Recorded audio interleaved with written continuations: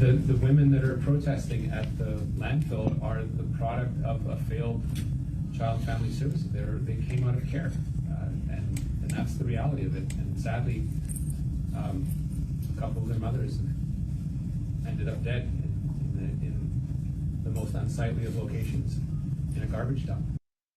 Crown-Indigenous Relations Minister Marc Miller was asked about the federal response to funding the search of the Prairie Green landfill after Manitoba Premier Heather Stefanson said no because the federal government had not said what it intended to do.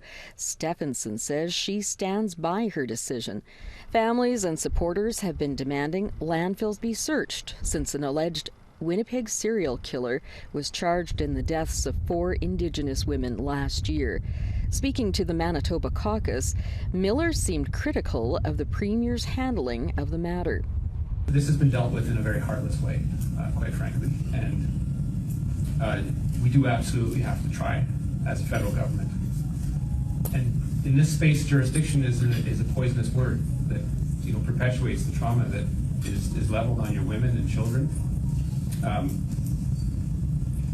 But I think the reaction that we've seen from our partner in Manitoba is one that makes any decision this summer logistically impossible, that we've lost a window in this summer to actually get something done and to get down to the business and have productive working group relationships as to how this happens. It's going to be tricky.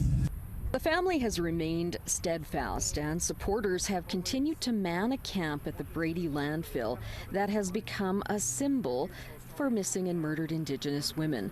Spokesperson Robin Dagg Johnston says she and Long Plain First Nation Chief Kyra Wilson are looking for a lawyer as protesters face the threat of removal as the City of Winnipeg is asking for an injunction.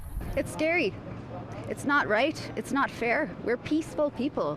We don't hurt people. We allow anyone to come into our camp. They are my second family, and they are who is right now. They are right.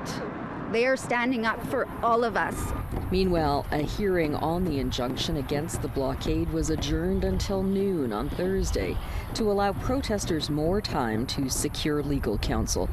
The protesters, including family members of one of the murdered women whose remains are believed to be in a landfill, were served the affidavit on Tuesday. It says there will be significant environmental, health, and safety risks if the landfill isn't allowed to operate. The city also loses $1.5 million in revenue each day. The affidavit claims that if an injunction is not granted, the city will suffer irreparable harm. Minister Miller was set to speak with the Mayor of Winnipeg on Wednesday. Leanne Sanders, APTN National News, Winnipeg.